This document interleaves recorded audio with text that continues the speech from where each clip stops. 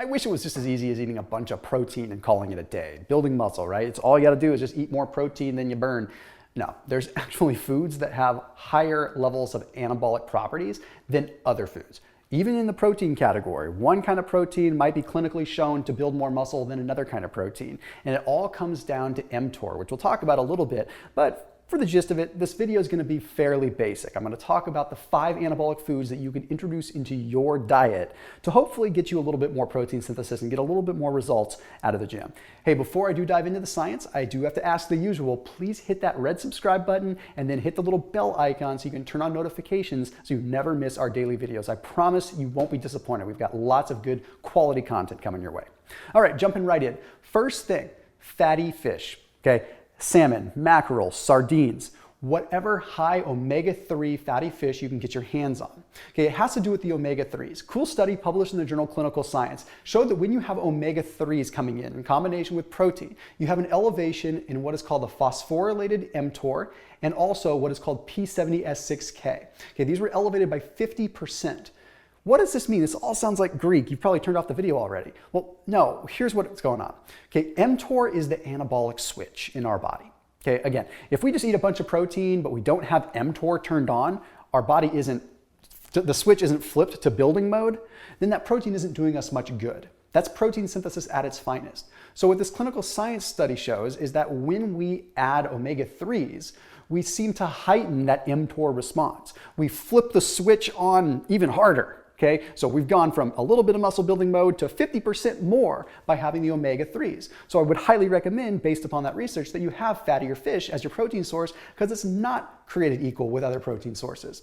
Let's move in to the next one. Essential amino acids, primarily coming from, animal proteins. I know that might upset some people, but there's going to be a solution if you're plant-based too. Look at, okay, we have 21 amino acids that we can choose from. Some of them are essential, which means we need to get them from the diet.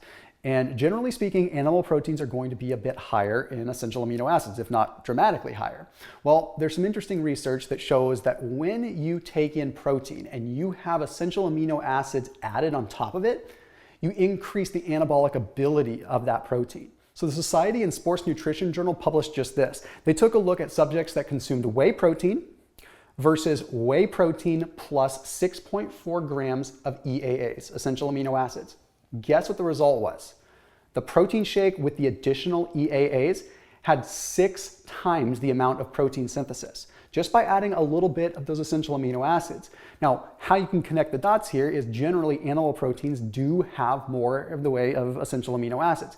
That being said, properly formulated plant-based shakes and properly formulated plant-based diets can get those essential amino acids in, or you can get your essential amino acids from supplemental sources. So ultimately, it's add some EAAs whenever possible to your meals, not as a substitute for a meal, but to your meals, or eat well-rounded high EAA foods, okay? Again, we're looking salmon, we're looking almonds, things like that. Next up is going to be leucine. When it comes down to mTOR, leucine is the master. Leucine triggers mTOR like no other, which means it can be good and it can be bad. If you're looking in the world of like cancer and things like that, there's a lot of science that shows maybe you want to avoid leucine because it can trigger mTOR, it can trigger a lot of tumor growth, things like that. I don't think you need to be paying attention to that too much because that's not what we're talking about right now.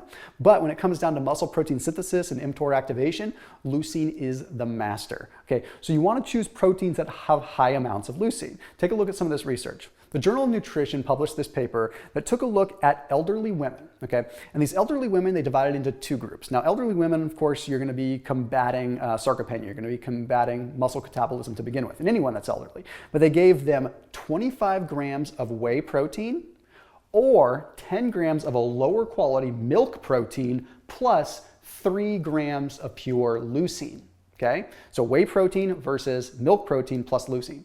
Then they had them go through a resistance training protocol. Well, at the end of the study, their results were about the same in terms of how much muscle they put on. Now, this may not sound like something that fascinating, but it is to me because whey protein is highly anabolic. Milk protein is not as anabolic. And all they did is add 3 grams of inexpensive leucine.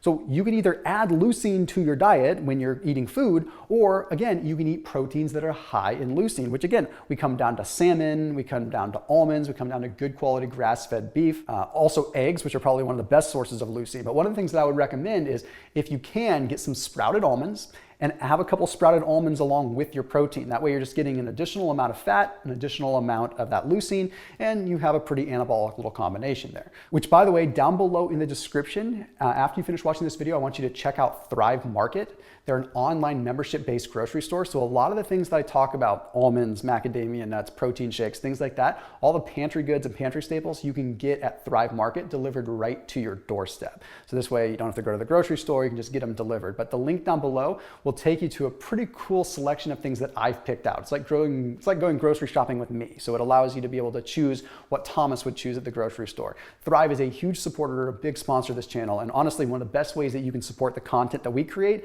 is by helping support Thrive. So I'd appreciate it if you would check them out. But when it comes down to what you can get your hands on, it is pretty cool because you can get exactly what I would choose at a grocery store. So highly recommend you check them out down below in the description after this video. Okay, now let's move into arginine, another amino acid. Arginine's pretty basic, right? We see it in a lot of supplements, we see it in food, of course. But we also notice that arginine, once again, seems to be a strong activator of mTOR. And what's cool is if you look at studies where they have mTOR knockdown mice, okay, mice that have had mTOR removed from their bodies, there's no mTOR at all. They give them arginine, there's no effect. It doesn't do anything, which indicates, once again, that arginine seems to have an effect, whether it's direct or indirect, on mTOR. And if you're getting the common theme of this video, mTOR activation is what we want to build muscle. We want big spikes of mTOR, short amounts of time, so that we can spike and build our muscle. I really have saved the best for last because I think this one is really fascinating. And there's a level of mystery, an element of mystery to this one that's always fascinated me. Okay, back in 1997, they discovered something known as CLA, conjugated linoleic acid. Okay, now CLA comes in supplement form, it comes in food form, but realistically, I would recommend getting it from good quality meat sources. Okay, so grass-fed finished meat, good quality dairy fat. Okay, conjugated linoleic acid is an omega-6, but for whatever strange reason, it seems to cause a pretty rapid increase in muscle mass in a lot of clinical settings. Now, why? There's a couple of different theories. Okay, yes, of course, it has an effect on mTOR, but what's interesting is its effect on testosterone. We see a pretty acute increase in testosterone synthesis after intense workouts when CLA is in the mix. So if CLA is readily available in the body, it's allowing the synthesis of testosterone, which could play a very big role in the recovery of a workout, right? When it comes down to muscle anabolism, testosterone does play a big role. We have that mTOR piece, which is involved in protein synthesis, but then from sort of the hormonal aspect, we have testosterone involvement. So CLA is just fascinating because the research just continues to unfold. What you don't want to be doing is getting CLA from inexpensive supplement form where it's artificially derived. You're best off getting naturally occurring CLA because it is an omega-6, which means it does have inflammatory properties if you have too much of it. Okay, the right amount of CLA can actually be an inflammatory mediator. So if we have the right amount coming in, we're in good shape. So point is, get it from food sources, food that's high in CLA, which is going to be, again, grass-fed, grass-finished meat, things like that. So anyhow, if you combine these things and you really exercise the right protocols, utilizing omega-3s from fatty fish, getting your animal proteins or adding EAAs whenever you can, also having leucine-rich foods, getting some extra arginine in and getting that CLA in, I think you've got a pretty good little combination to help you get the most anabolic effect out of your food. I'll see you tomorrow.